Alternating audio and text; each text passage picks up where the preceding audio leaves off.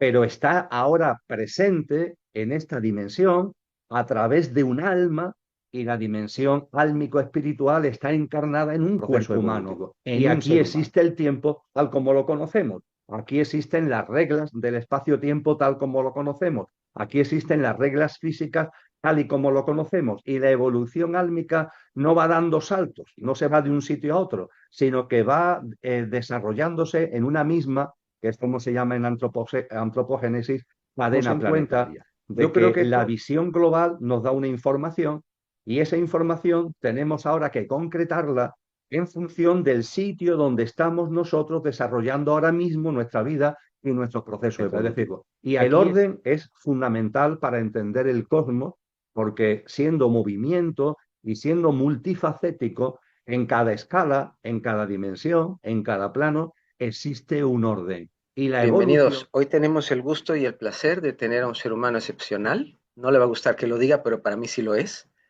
Que ha tenido, como se lo decía hace un ratito, la maravillosa habilidad de poder traernos temas un poquito complicados y podernoslos explicar de una manera más sencilla para que lo podamos entender. Y el tema de hoy, pues no es tampoco demasiado sencillo. Nos viene a presentar su libro Antropogénesis, pasado, presente y futuro de la Tierra, la humanidad y las humanidades. Su canal es Academia de la Conciencia. Si no lo siguen, por favor háganlo, van a aprender muchísimo. Bienvenido Emilio Carrillo, un gusto tenerte acá nuevamente. Igualmente, Ariel, también para mí es un placer volver a compartir contigo y con todos los seguidores y seguidoras de tu canal. Así que encantado. Claro que sí, muchísimas gracias. Mi querido Emilio, una pregunta incómoda quizás para empezar. Con todo esto que está ocurriendo, ¿podríamos decir que hay evolución o lo que hay es involución? La evolución siempre existe y siempre es lo que prepondera en la lógica de la vida. La evolución tiene que ver también con el término movimiento. El propio cosmos está en movimiento continuo. Eso sí, se expresa en ciclos. Eso tiene que ver con lo que vamos a hablar, porque la antropogénesis lo que hace es estudiar los ciclos grandes, pero aplicados al ser humano, a la humanidad y a la Tierra. Y la evolución es lo que marca. Lo que sí ocurre, Ariel, es que cuando en el proceso evolutivo también aparecen como contrafuerzas involutivas. Eso se pone muy bien de manifiesto cuando se analiza el proceso celular. Las células, de hecho, no mueren, sino que se transforman, podríamos decir. Una célula que ya ha cumplido su función, vamos a llamarla para entendernos una célula vieja, que ya ha culminado lo que tenía que hacer, muere, pero realmente no muere, sino que da paso a una nueva célula.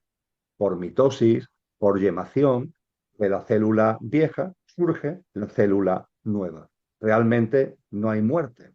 Diríamos que como es arriba es abajo, también nos pasa a los seres humanos. Realmente no morimos. Cuando esta personalidad en la que hemos encarnado cumple su función, esta personalidad muere, pero nosotros seguimos y nuestra vida, entre comillas, es un continuum más allá de eso que llamamos muerte. Pues bien, cuando nos fijamos en la célula que se ha quedado envejecida, esa célula que ya ha cumplido su función, esa célula vieja, que va a dar lugar por mitosis o por yemación a la nueva, cuando con el microscopio observamos la célula, vemos que en la célula hay dos tipos de fuerzas. Están por un lado las fuerzas creativas, es decir, dentro de la célula vieja hay unas fuerzas que están impulsando el surgimiento de la nueva. Pero curiosamente también hay unas fuerzas anquilosantes, que es como si se ataran, se aferraran a la vieja célula. Podríamos decir que las células que aportan su fuerza para generar la nueva están en el ámbito de lo evolutivo y las que se aferran, las que están ahí como a contramano, están en el ámbito de lo involutivo. Aunque también nos dice la sabiduría ancestral que lo involutivo, aunque no sea su propósito, también ayuda a lo evolutivo, porque hace que también las fuerzas creativas tomen una fuerza, tomen una conciencia, podríamos decir, en términos humanos que de otra forma no tendrían. Así que estamos en un proceso continuo de evolución y en los procesos evolutivos hay momentos en los que aparecen fuerzas que podemos denominar involutivas, pero que forman parte del propio proceso evolutivo. Bueno, digámoslo así también, antes de un nacimiento hay un parto y es algo muy, muy fuerte que yo pensaría que estamos en medio de uno en este momento, ¿no? Ciertamente, cuando estudiamos los signos de los tiempos, algo que desde la espiritualidad y de la conciencia hay que hacer, ver los signos de los tiempos. Cristo Jesús es muy gráfico al respecto, ¿no?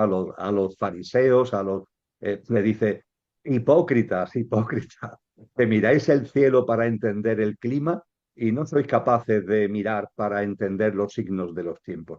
Hay que estar atentos a los signos de los tiempos, la espiritualidad es mirada interior pero también mirada exterior.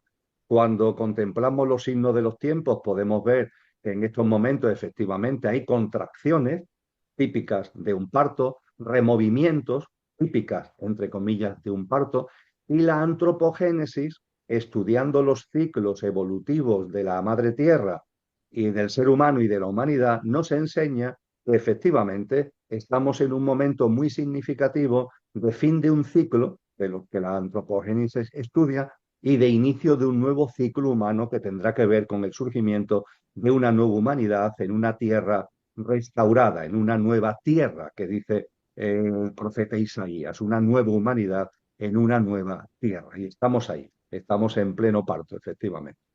Me gustaría muchísimo conocer qué piensas tú con respecto al rapto y a la idea que se nos ha dado con respecto al mismo. Eh, Me remito y hago mío lo que enseña, creo que con bastante claridad, el Apocalipsis de San Juan, el libro de las revelaciones. Se nos indica que cuando llegue el momento del final de este ciclo, para que arranque el nuevo ciclo que dará lugar, por tanto, a esa nueva humanidad, se nos dice que habrá una doble siega, una doble siega. Primero habrá la siega de los justos, se llama, y después la de los no justos.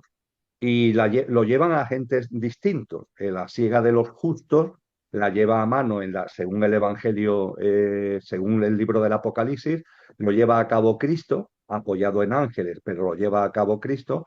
Y lo que se hace en esa primera siega es coger a aquellos seres humanos, álmicamente almas encarnadas, que son justas, es decir, que en sus comportamientos, pues con nuestros defectos, con nuestras imperfecciones, pero hemos intentado practicar la virtud en el sentido amplio del término. Y podríamos decir que esos son los que pasan a ese nuevo ciclo, a esa nueva tierra, a esa nueva humanidad de manera directa. Cosa contraria es los que no son recogidos en esa primera siega, que forman parte de la segunda siega.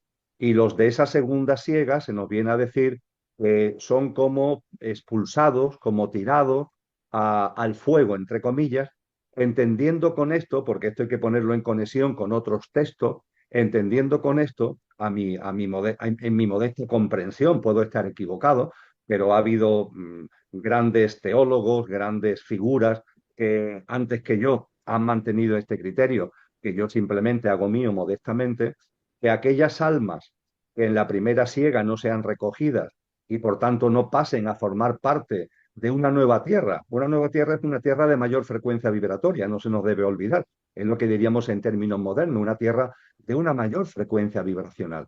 Y en esa nueva tierra de mayor frecuencia vibracional podrán vivir aquellos seres humanos que por su estado de conciencia, aquellas almas encarnadas que por su estado de conciencia tengan sintonía vibratoria con la nueva frecuencia vibracional de la Tierra. Y las almas que no tengan sintonía con la nueva frecuencia vibracional de la Tierra, con esa nueva Tierra, se indica en el Apocalipsis que irán a un espacio que podríamos decir que es una especie de subplano, pertenece a este plano, pero está como por debajo. A mí me gusta decir que es como el sótano de una casa, ¿eh? Pertenece a la casa, pero está por debajo. Es lo que en la primera carta de Pedro se llama el tártaro, que es también una expresión que utilizan algunos filósofos de la Grecia clásica. El tártaro no es el infierno es otra cosa. El tártaro es un submundo de mayor densidad donde habitan esos ángeles caídos, lo llama el cristianismo, asuras, lo llaman el hinduismo, en fin, con las denominaciones que cada tradición espiritual le da, es por así decir el espacio donde se encuentran esos ángeles caídos. Y ahí es donde van las almas que no pasan, que no forman parte de esa primera siega, que no forman parte del nuevo ciclo humano y que al no pasar a esa nueva tierra y esa nueva humanidad van a pasar a ese tártaro que también en el esoterismo también se le llama la octava esfera. Es un nombre que se le da también en el contexto esotérico. Aunque el Apocalipsis nos dice algo importante para concluir en la respuesta a tu pregunta, y es que las almas que vayan al tártaro van a estar allí 1000 años, se nos dice. Y a los 1000 años tendrán como una nueva oportunidad de incorporarse al proceso evolutivo. Es decir, que aquellas almas que no sean, no formen parte de la primera siega, sino de la segunda, y que no pasen directamente al nuevo ciclo humano, se le dará una nueva oportunidad. Esto es lo que, esta nueva oportunidad, el contexto de esta nueva oportunidad, es lo que en la tradición cristiana se llama el juicio final. El juicio final. El juicio final es el final, es decir, es cuando a las almas que no han pasado el corte inicialmente se les da una nueva oportunidad. El momento primero, el momento en el que hay unas almas que pasan y otras que no y se van al tártaro, a eso en el libro del Apocalipsis se le llama el juicio de las naciones. Una cosa es el juicio de las naciones, otra cosa es el juicio final.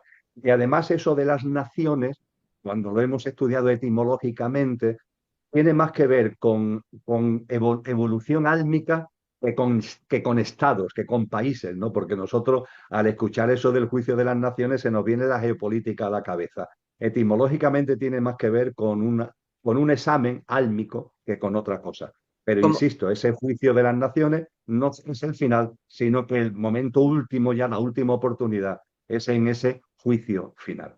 como un estado del ser, ¿te refieres?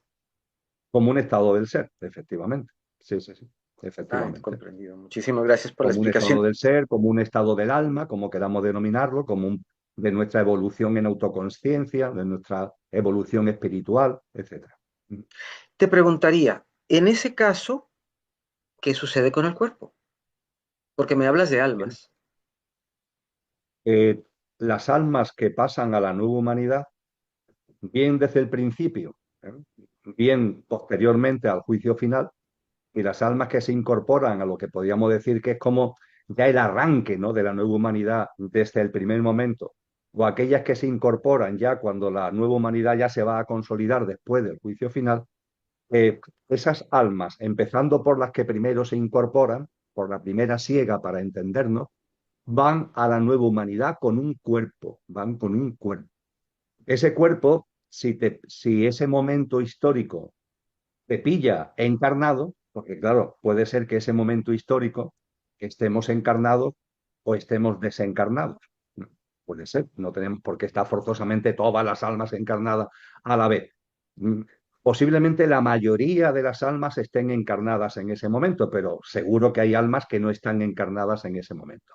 Pues bien, las que estén encarnadas en ese momento y pasan a la nueva humanidad ya desde el primer momento, pasan con su cuerpo. Es algo tan simple como que yo tengo este cuerpo, vamos a suponer que ahora se produjera ese hito histórico en este preciso momento, ¿no? Y aquí estamos tú y yo hablando y nos pilla manteniendo esta conversación. ¿Qué sucedería? Sucedería que la Tierra tiene un incremento de su frecuencia vibratoria. Se nos indica que ese incremento no será, de hecho, de golpe, aunque nosotros lo viviremos de golpe. Será como un vaso de agua que se va llenando gota a gota, gota a gota, gota a gota. De hecho, hay estudios científicos, no solo la resonancia Schumann, que nos indica que la Tierra está aumentando su frecuencia vibratoria poco a poco. Pues bien, podríamos decir que ese momento es el momento en el que una gota desborda el vaso. Y eso conlleva que la Tierra pase de vibrar de clave mi, podríamos decir, por utilizar la escala musical, a clave fa.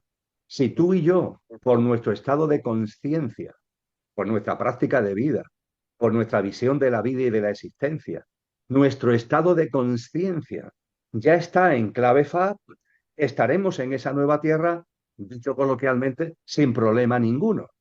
Eso sí, disfrutando de un contexto de mayor frecuencia vibracional, lo que manteniendo el cuerpo, el mismo, repercutirá energéticamente en nuestro cuerpo.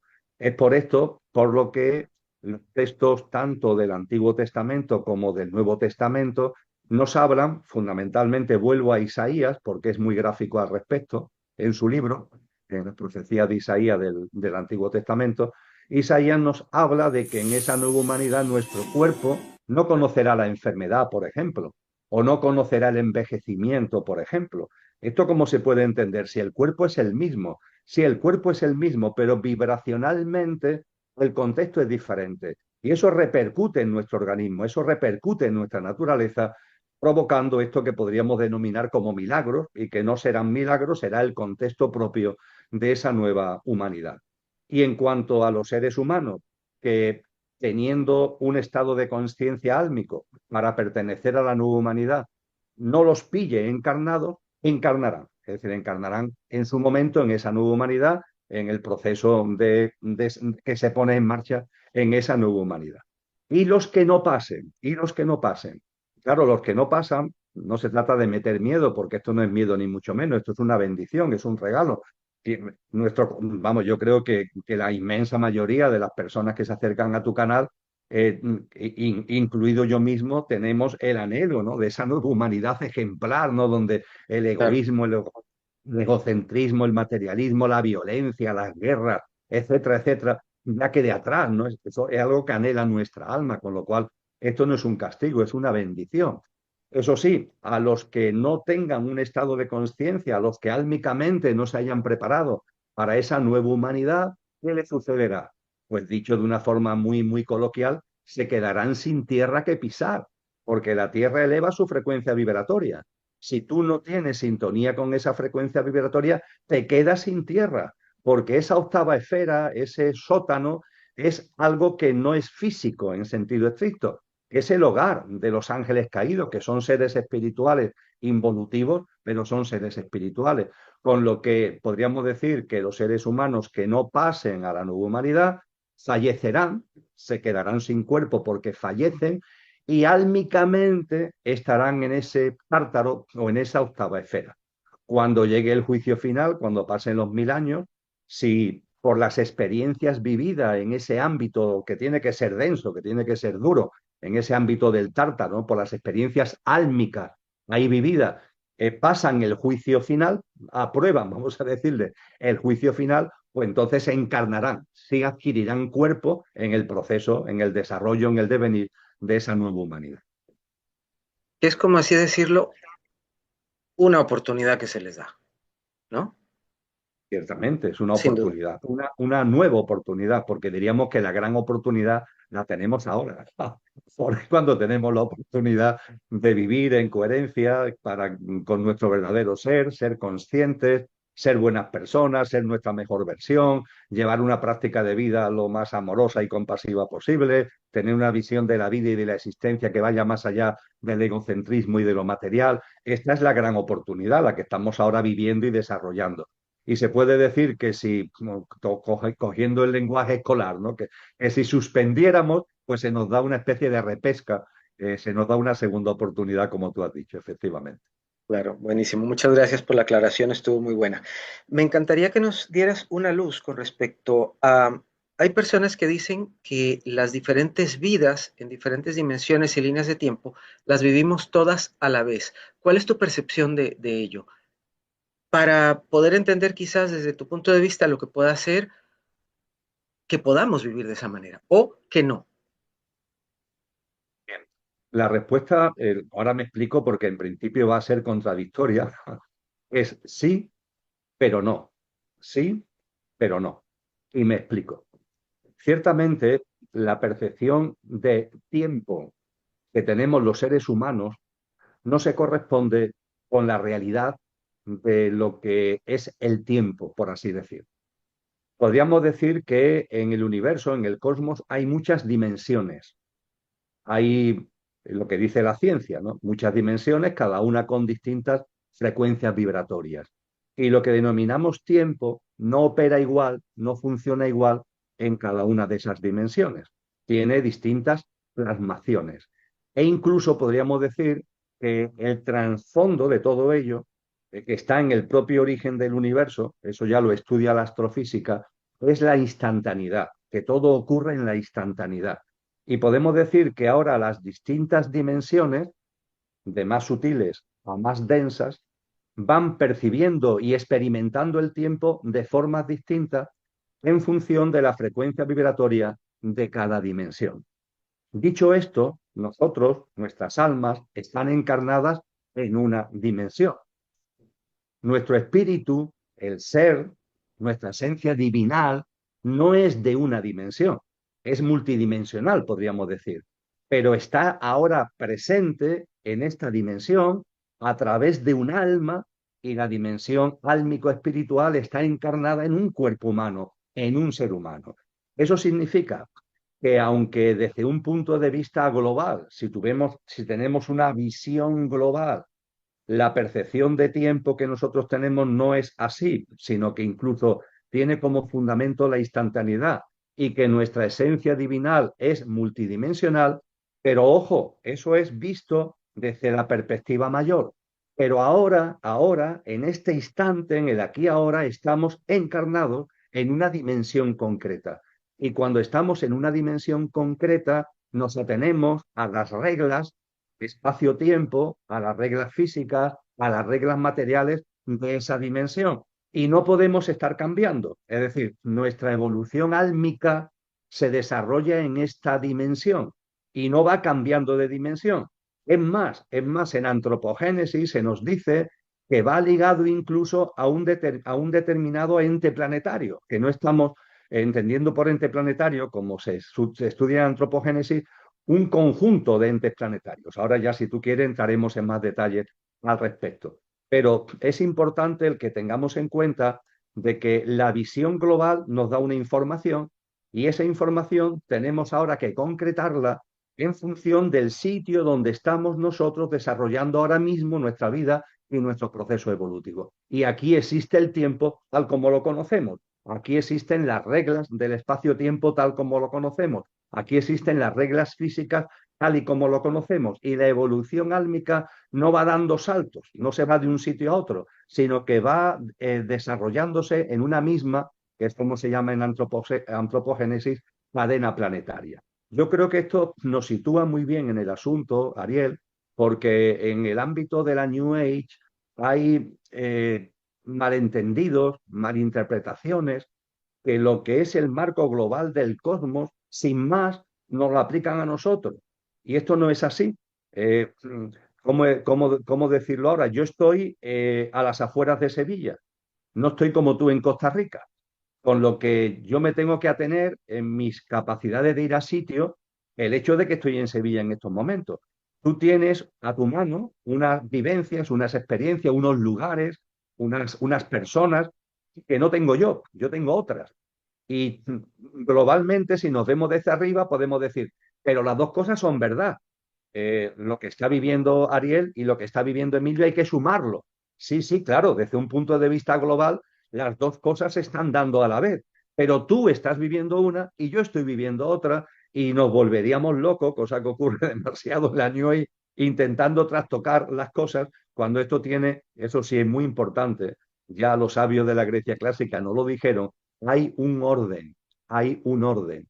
El orden, el universo entero, la vida entera es movimiento, pero hay un orden. La Tierra gira sobre sí misma y gira en torno al Sol. Y gira en torno al Sol. No se va a otra estrella a girar.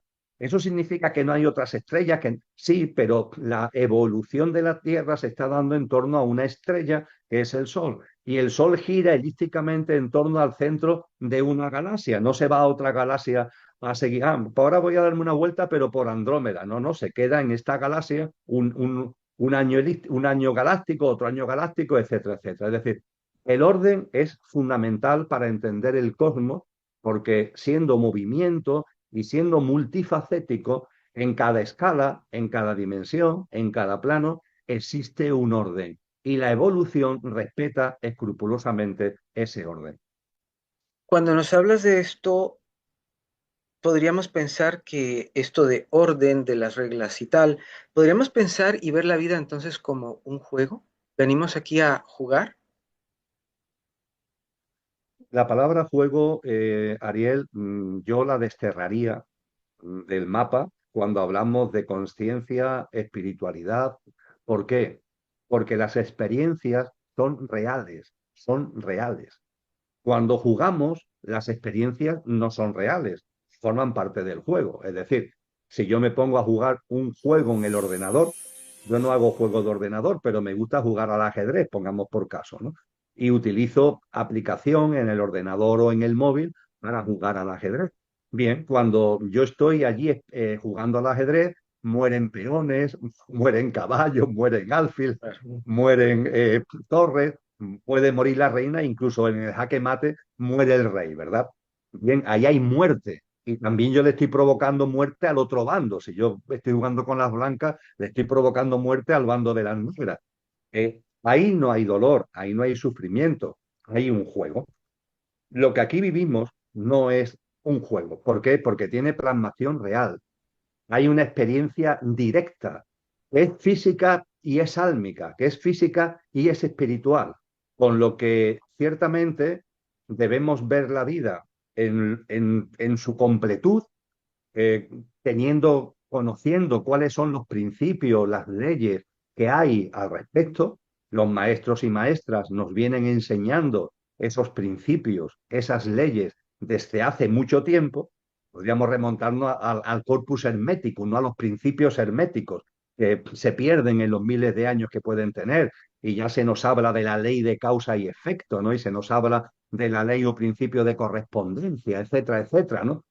Nos vienen enseñando, por tanto, los grandes sabios y sabias hace mucho tiempo la existencia de unas leyes, de unos principios, de unas reglas, pero ojo, que de ahí deduzcamos que esto es un juego, nos equivocaríamos, porque las experiencias, los impactos y las implicaciones son reales en cada uno de nosotros y como colectivo. Muchas gracias. Volviendo al libro, em, te preguntaría, ¿evoluciona la materia debido a la evolución del alma y del espíritu? Bien, muy interesante la cuestión. La antropogénesis, que tiene que ver con lo que la espiritualidad, a través de distintas tradiciones, nos han enseñado, nos indica que la materia no evoluciona por casualidad. Hemos dicho antes que hay un orden y ese orden se aplica a todo en sus distintas escalas y niveles.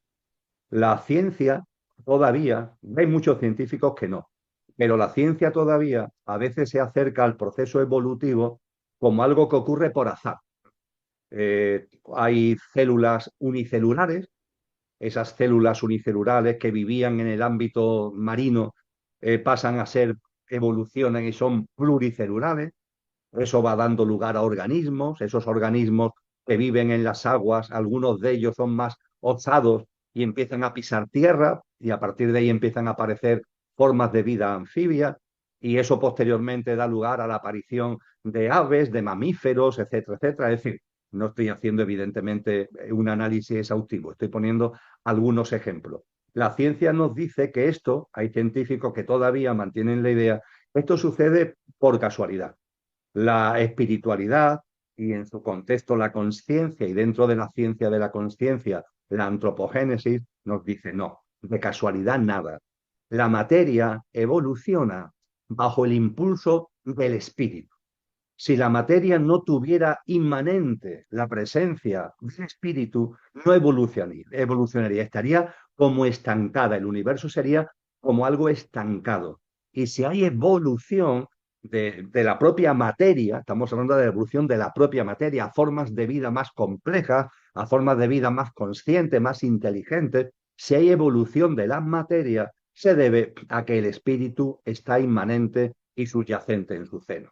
Creo que en el anterior encuentro que tuvimos yo recordaba ese postulado metafísico que hablando de Dios no lo llama Dios, lo llama aquello, para no ponerle una, no encapsularlo, no, aquello, aquello o aquella, aquello. Aquello que no tiene origen es origen de todo lo originado. Y al ser origen de todo lo originado, se encuentra presente e inmanente en todo lo originado. Todo lo originado es la materia en sentido amplio y todo lo originado tiene la presencia inmanente de lo que no tiene origen, que es el espíritu. En la materia está el espíritu y es el espíritu el que impulsa la evolución de la materia. Creo que en términos que vienen de muy antiguo, no sé si también en el ámbito del judaísmo, no lo sé, pero sé que viene de muy lejos, porque el término es sánscrito, se habla de Fohat. Fohat. Fohat, según distintas tradiciones espirituales, es la fuerza de interacción entre el espíritu y la materia y del espíritu. Como en esta realidad en la que estamos está todo lo originado, la materia, pero en todo lo originado se encuentra presente el espíritu, aquello que no tiene origen, pues bien, hay una interacción continua entre materia y espíritu, espíritu y materia. Esa interacción, desde tiempos antiguos, se le ha dado el nombre de Fohat, F-O-H-A-T, Fohat. Y Fohat al espíritu lo lleva a adentrarse en la materia. Es lo que impulsa al espíritu a meterse en los mundos materiales, a ahondar en las distintas dimensiones que hablábamos antes, de las más sutiles a las más densas. Es lo que la vocación del espíritu para meterse como si fuera un batiscafo, ¿no?, que baja a las profundidades marinas. Gracias a Fohat, el espíritu tiene esa vocación de adentrarse en la materia. Y gracias a Fohat, la presencia del espíritu en la materia, a través de Fohat, es lo que hace que la materia evolucione hacia formas de vida más complejas, más conscientes, etcétera, etcétera. Podríamos hablar de el oscurantismo y la época posterior, digamos, basándonos en la explicación que nos acabas de dar, que sucedía en teoría nada y luego empezó a moverse todo lo que fueron los inventos y otras cosas, o sea, como que se amplió la mente. ¿Podríamos poner ese como ejemplo? ¿Esa Bueno, etapa? sirve como ejemplo de lo que es el proceso evolutivo, porque en antropogénesis se nos dice que el ser humano, desde el inicio, la humanidad, desde el inicio, tenemos los mismos componentes, porque somos seres humanos, no es que se nos haya incorporado algo nuevo, somos como somos hace mucho, mucho tiempo. Ahora bien, lo que nos indica la antropogénesis es que aquello que somos, los componentes, paulatinamente se van haciendo patentes. Es decir, que el ser humano, aunque latente, es tal como es, desde el punto de vista evolutivo, nuestros distintos componentes, siguiendo un orden, se van haciendo patentes. Concretamente se nos dice que nosotros tenemos un componente energético, etérico, lo que la tradición oriental liga a las corrientes de energía, los nadis, de los que habla la ciencia del yoga, los chakras, por ejemplo, o la medicina china, ¿no?, cuando hace acupuntura, en el convencimiento de que por debajo de la epidermis hay unas corrientes energéticas. Bueno, pues el ser humano tiene un componente o cuerpo, si queremos llamarlo así, energético o etérico. Tenemos un cuerpo físico que está como sobre el cuerpo energético. Tenemos un mundo emocional. Tenemos un plano mental. El plano mental tiene un nivel para lo ordinario y lo rutinario, que se le llamaba antiguamente la mente inferior, hoy hay psicólogos que lo llaman la mente concreta. Es el nivel del plano mental que se ocupa de lo ordinario, de lo de todos los días. También se nos dice que dentro de nuestro plano mental hay un nivel superior, la mente abstracta, lo llaman también algunos psicólogos, que es apto y está preparado para ocuparse de lo trascendente, de lo que está más allá de lo ordinario y de lo cotidiano. Y por supuesto, todos estos componentes se complementan con los componentes imperecederos del ser humano, que tienen que ver con esa dimensión álmica espiritual a la que hemos hecho referencia. Pues bien, el ser humano tiene todos estos componentes desde el principio, pero se van haciendo patentes paso a paso. Eso quiere decir que en antropogénesis se indica que hubo una primera humanidad, que es la dimensión álmico-espiritual, vivía sobre un ser humano donde solo se había plasmado el componente etérico o energético.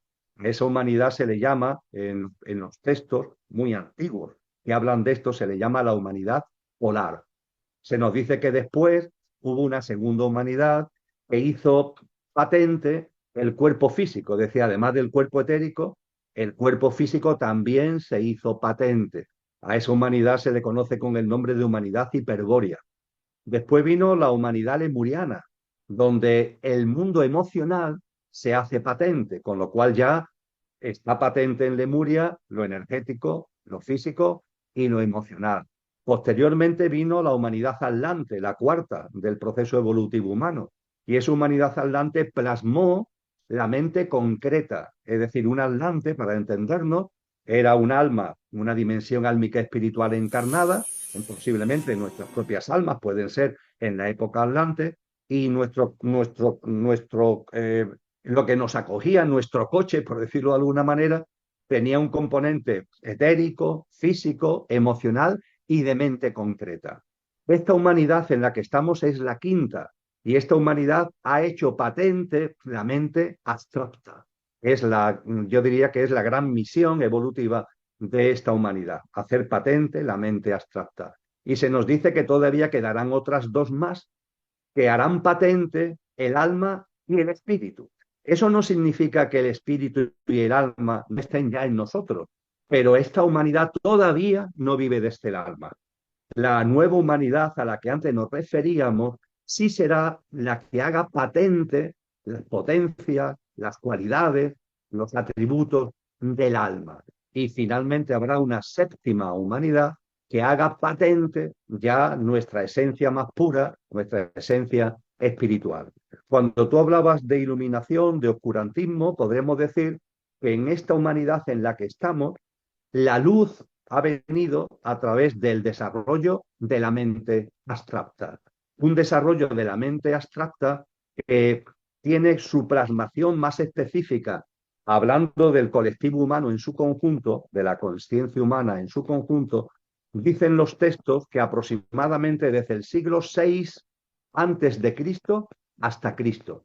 Es ahí donde grandes almas encarnan y realizan aportaciones que posibilitan que esa mente abstracta que estaba latente se transforme en patente. Y ya que he mencionado a los sabios de la Grecia clásica, los pongo como ejemplo. Tú fíjate lo que aportan a la evolución humana Parménides, Pitágoras, poco después Sócrates, Platón, lo que aportan es tremendo. Aportan una disquisición, un razonamiento, un acercamiento a lo sobrenatural a través de la reflexión, a través de la introspección. Antes, cuando no había mente abstracta, el acercamiento del ser humano a lo espiritual era a través del mito y de la simbología. Mito y simbología, simbología y mito. Cuando la mente abstracta, gracias a los grandes filósofos griegos, gracias a los profetas hebreos, gracias a figuras insignes que también encarnan en esos pocos siglos, como es Lao Tse, Confucio, por supuesto Buda Gautama antes que ellos, Zoroastro, ¿no? Ahí hay una pléyade de grandes almas que todas dirigen hacia lo mismo, a una conciencia que nos ayude a acercarnos a lo divinal, a lo sobrenatural, utilizando nuestras capacidades de lógica, nuestras capacidades de entendimiento, iluminando y promoviendo el discernimiento.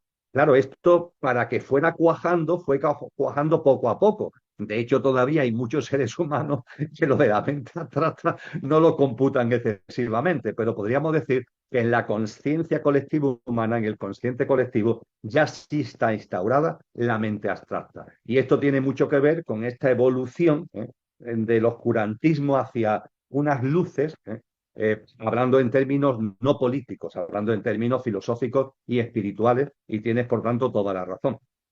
¿Qué va a pasar, a tu punto de vista, a ojo de buen cubero, como dicen, con el carruaje que andamos puesto en este tiempo en el que nuestro ser interior está recibiendo esa evolución? ¿Cómo va a evolucionar nuestro cuerpo? Ciertamente, en la medida en que un ser humano, su visión trascendente de la vida, la va integrando, la va haciendo suya, y además de integrarla y hacerlo suya como visión, como entendimiento, ¿no? De la realidad, de la vida, de las cosas, de nuestra propia vida, además de eso, lo aplicamos a nuestra vida cotidiana a través de una práctica de vida amorosa, compasiva, de mano tendida, de buenas personas. Eso, aunque no nos demos cuenta, afecta a nuestro estado de conciencia, que es un intangible, tiene que ver con el alma, es lo que Cristo Jesús, por llamarlo de alguna forma, denomina el aceite de la lámpara de aceite, que metafóricamente es el alma. Podríamos decir que todos los seres humanos, nuestra alma es como una lámpara de aceite y esa lámpara de aceite la tenemos que ir llenando de aceite. Y la vamos llenando de aceite con nuestra comprensión de la vida y de la existencia y la práctica de vida ligado a ello. Cuando eso lo hacemos, álmicamente evolucionamos, nos vamos preparando para ese momento en el que llegue ese cambio de ciclo al que anteriormente hacíamos referencia. Pero ojo, eso también Ariel, repercute en nuestro cuerpo físico. Y repercute en nuestro cuerpo físico de una forma sutil. Vamos a ver, yo lo reflejaría fundamentalmente de la siguiente manera. Rudolf Steiner, allá por 1919, 1920, en una de sus conferencias, que hoy disponemos de ellas porque están transcritas, dice, el ser humano, cuando pierde la percepción de lo divino, cuando pierde la percepción de lo sobrenatural, cae en una enfermedad. Y dice, no estoy hablando metafóricamente, no, estoy hablando de una enfermedad real y apostilla de una forma graciosa, pero veraz, una enfermedad que no curan los médicos porque la mayoría también la sufren. Esto no es una frase cualquiera, ni es una ocurrencia de Rudolf Steiner. Esto está enseñado por la sabiduría. Cuando una persona pierde la visión trascendente, la visión sobrenatural, la visión divinal, se olvida de lo que realmente somos, se olvida de nuestro verdadero ser. Una persona que se va aferrando a lo puramente perecedero, efímero y pasajero que hay en nosotros, va enfermando su cuerpo energético, su cuerpo físico, su cuerpo emocional, sus emociones se van densificando más, su mundo mental tiene muchas más perturbaciones, tiene muchas más alteraciones.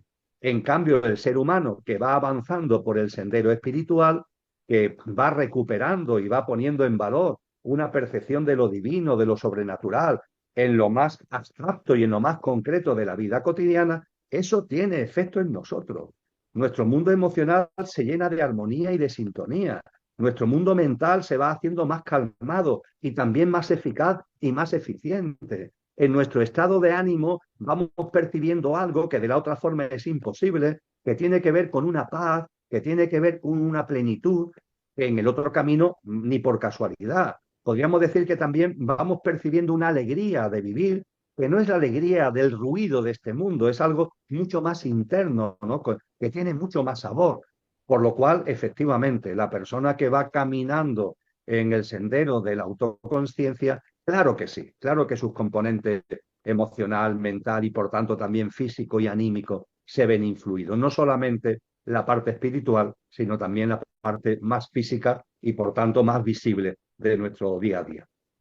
Muchísimas gracias. De hecho, en tu libro hablas de la evolución del hombre, pero dista mucho del postulado darwiniano. ¿Nos podrías comentar un poco del tema, por favor? Y es que las aportaciones de Darwin fueron ridiculizadas en su tiempo, el famoso mono, el hombre viene del Evolución.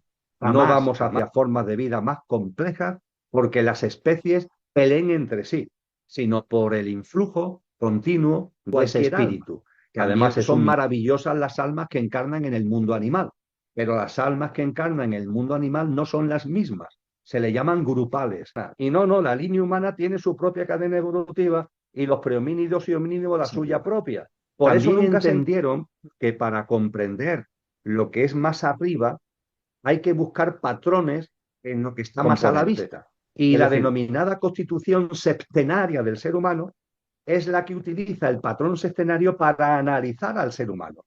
Y es ahí donde aparecen los componentes que yo antes reflejaba, que van haciéndose patentes a lo largo de la ¿hacia evolución dónde humana. vamos? Se Maestro, como utiliza siempre, un verdadero placer tenerte acá. Y voy de nuevo y de nueva cuenta. Antropogénesis, pasado, presente y futuro de la Tierra, la humanidad y las humanidades de Sirio. Así que editorial Sirio.